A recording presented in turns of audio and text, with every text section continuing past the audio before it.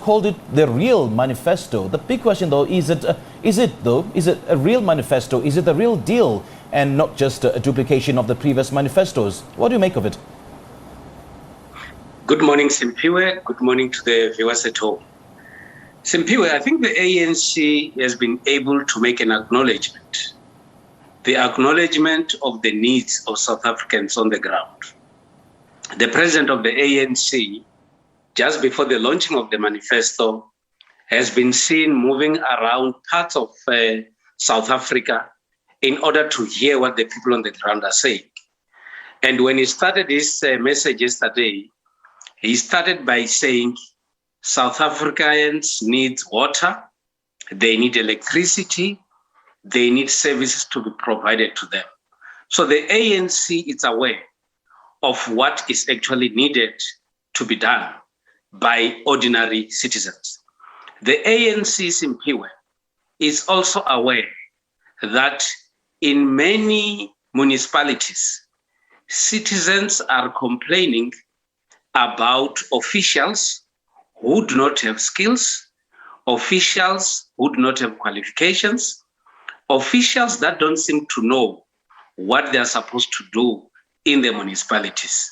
Well, this is the message that we hear from politicians, from the ANC, and other political parties. What is left now for the ANC is for this message to go to a municipality in Mpumalanga, in Limpopo, in the Northern Cape, and these candidates should actually ensure that what the ANC said yesterday is actually being implemented. It might not be easy because removing people from different positions might also come with own legal implications. But if politicians in South Africa are serious about service delivery, they need to start employing right people for right positions, and indeed, maybe services will then be provided as expected. And President Ramaphosa, when launching that party manifesto last night, he sounded very desperate, begging South Africans for the umpteenth chance. Do you think that it comes a little too late? Considering, it's safe to say, considering that people have already made up their minds about which party to vote for on the 1st of November?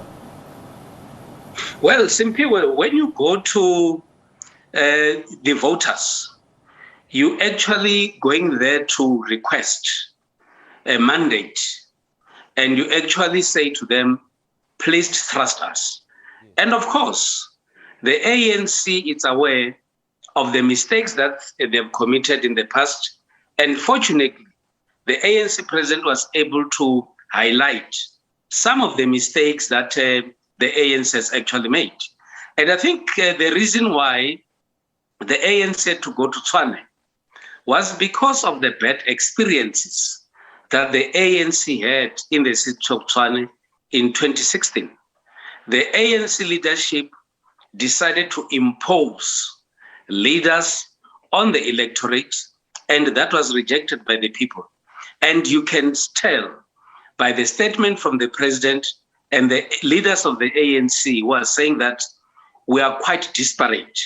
We need to get the City of Tshwane back, and hence they always highlighted the challenges that are actually faced by the citizens of Tshwane. But also at the same time, the ANC should also not take the voters in South Africa for granted.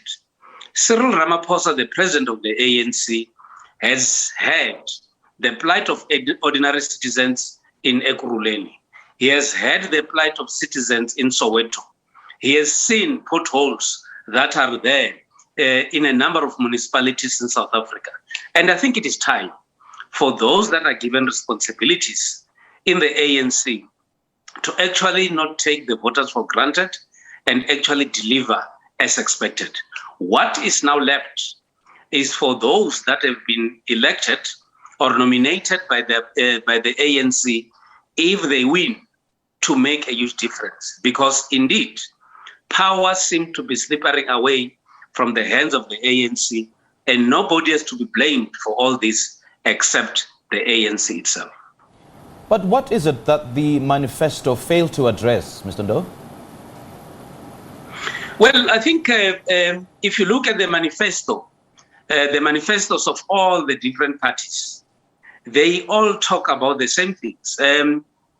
Service delivery is at the heart of local government. And all these manifestos from all different political parties, they talk about the provisioning of basic services to the people. What I think for me, the manifesto has failed to address was the extent in which the ANC would go in ensuring that young people that are unemployed, how are they going to use local governments to ensure that young people also get onto the job market? Because local governments, as the provisioner of basic services, I think the very same services that are being provided there, young people who are skilled can still be utilized for the purposes of delivering these services. And do we see the ruling party winning back some of the metros it lost in the past municipal elections? It will not be a very easy task. It will not be an easy task. There are a lot of people who decided not to vote for the ANC because of the anger that they had against the leadership of the ANC. I think for me, it will require regional leaders, leaders that are on the ground, who must then be able themselves to go out and convince the voters to vote the ANC back. In his statement, he spoke about the progress that is being made by Ekurhuleni, the progress that is being made since the ANC took over Johannesburg. And indeed, if they work harder and conduct door-to-door campaigns and show humility and the interest of changing and doing things differently, there is a possibility for the ANC to still win back some of the metros.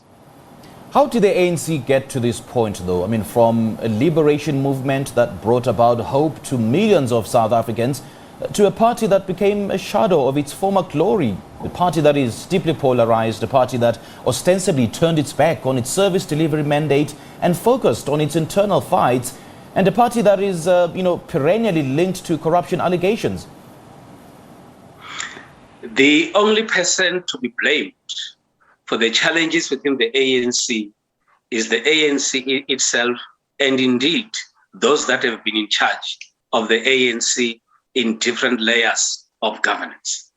It is the ANC that has always been accused or blamed for being soft on corruption and corrupt leaders, and that sent a message to ordinary citizens that the ANC does not care about the citizens of South Africa. They accommodate corrupt activities. It is the ANC that is focusing its energy on factionalism within the party at the expense of the policies and the work or the mandate that is given to the leadership by ordinary citizens. It is the ANC that would continue to employ unqualified people, unskilled people in municipalities, and these people would actually compromise service delivery. It is the ANC that would not fix leaking pipes, sewage that is everywhere. So if the ANC has to fall, or if the ANC does not perform well, the finger should actually point at those that are given responsibilities to govern. There are a number of municipalities run by the ANC that have been put under administration. You don't have to blame anybody else except those that are in those municipalities who are not delivering. And my expectation also would be that even though you need experienced leaders in municipalities, you cannot continue with the same people that have failed people in the past, because, of course, you will not be providing any progress in those municipalities. Bringing in young people and bringing in women in this candidates list might also be a way of refreshing or bringing in new energy within the leadership of the ANC. All we need to do is to wait and see. Mr. Levy Ndou, it's always a pleasure chatting to you. Thank you so much for your time. You're always welcome. Levy Ndou is a political analyst, and he was just taking a closer look at the ANC manifesto that was launched last night by ANC President Cyril Ramaphosa.